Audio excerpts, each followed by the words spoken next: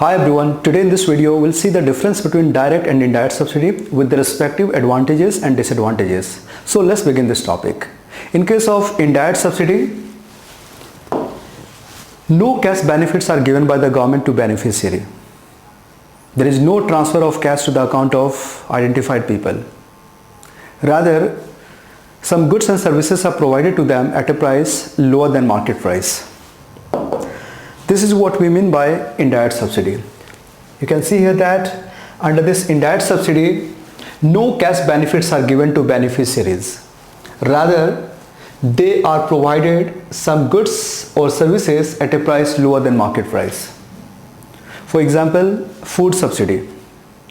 Food subsidy is indirect by nature because we know that in order to purchase food grains, governments are not giving any cash benefits to the poor people or identified people. Rather, food grains are given to them at a price lower than market price. We know that market price of food grains like rice and wheat could be much higher as compared to what poor people are provided at through fair price shops. So this is an example of indirect subsidy. Even farm subsidies are indirect by nature. Farm subsidies are those subsidies which are given to farmers for the purchase of farm inputs such as fertilizer, insecticide, pesticides, water, all these things. And in order to purchase all these inputs used in cultivation, no cash benefits are given to farmers. Rather, they are given all these inputs at a price lower than market price. This is what we mean by indirect subsidy.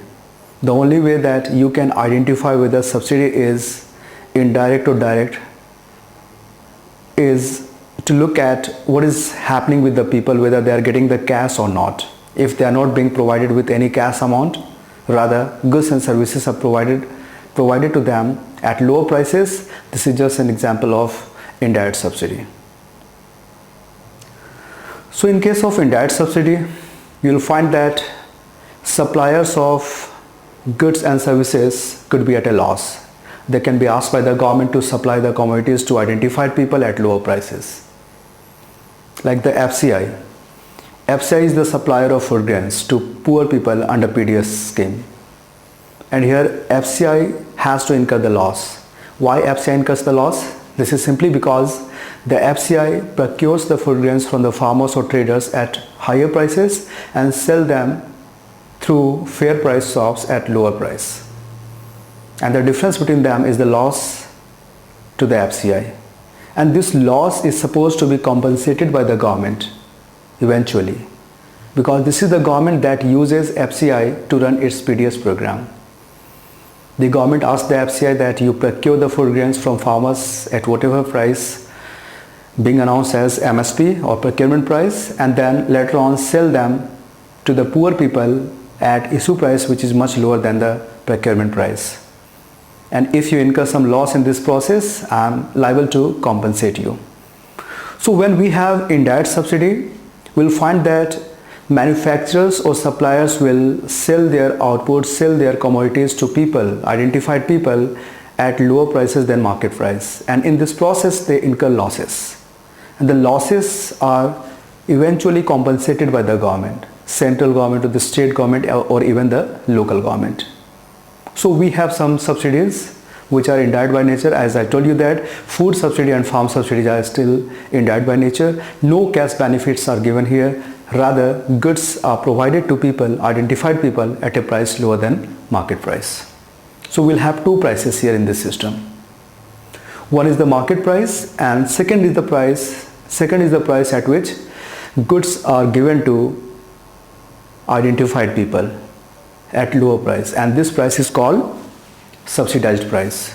So market price is meant for everyone else except those who are getting the benefits from the government in terms of subsidy, because these people will procure the things for themselves at subsidized price, the price which is much lower as compared to market price. So when we have the regime of indirect subsidy, two prices prevail in the economy of same commodity.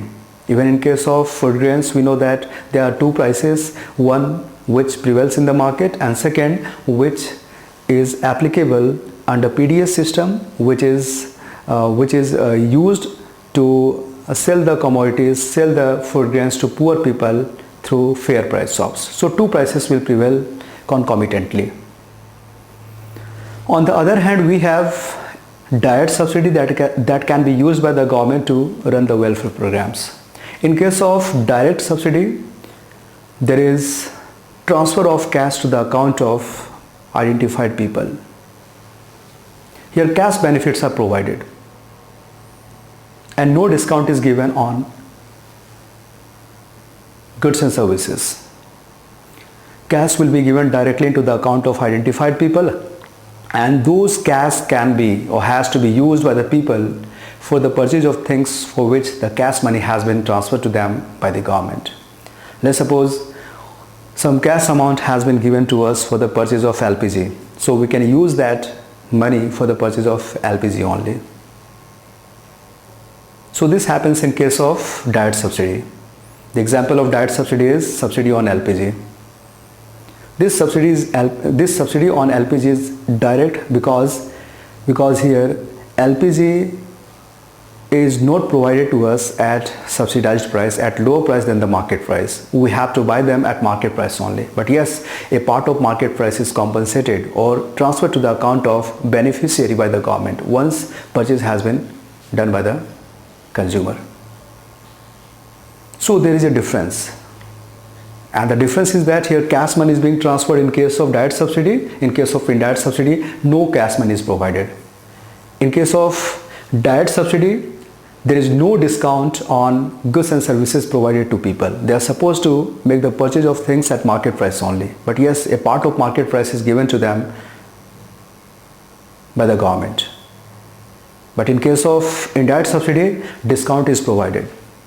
Some relief on prices are provided to identified people, and this causes loss to the manufacturers or suppliers. And ultimately this loss will be compensated by the government. So ultimately the government bears the burden of subsidy in both the cases. In both the cases, it is the government, it could be the central government or the state government or even the local government that bear the cost of subsidy.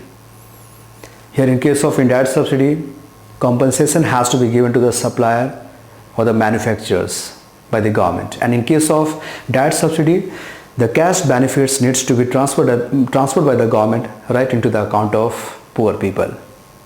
So subsidy, whether it is direct or indirect, entails cost to the government. In case of direct subsidy, only one price prevails in the economy. There is no two prices of same commodity. Everybody will purchase at market price. But the difference is that identified or poor people will get a part of market price from the government in terms of cash subsidy. This is the difference.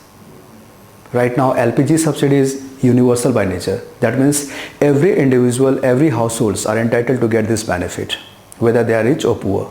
But some subsidies could be targeted by nature, and in that case you will find that not everyone will get the cash benefits from the government for the purchase of that particular commodity. Only a part of society, only a part of our economy will get the benefits from the government. So only one price will prevail here. Everybody will purchase at the same price, but the difference is that while rich will or may not get the benefits from the government in terms of cash subsidy, the poor will get the benefits from the government. But you have to keep in your mind that only a part of market price is provided by the government in terms of cash subsidy. Remaining part you have to contribute yourself for the purchase of things for which money is being transferred to the account by the government. You may have seen in case of LPG, we are required to purchase LPG at market price only. Let's suppose its price is 900 rupees. So we give 900 rupees, and after some time, after 2 or 3 days of time, when the information is transmitted to the bank or the government that this consumer has made the purchase of LPG, we get the refund of, let's suppose, 300 rupees. So in effect, out of 900 rupees, which is the price of LPG, 300 rupees has been contributed by the government and 600 rupees has been contributed by the consumer. This is how only a part of market price is given to the people in case of cash subsidy. So here is the difference of indirect subsidy and direct subsidy. Now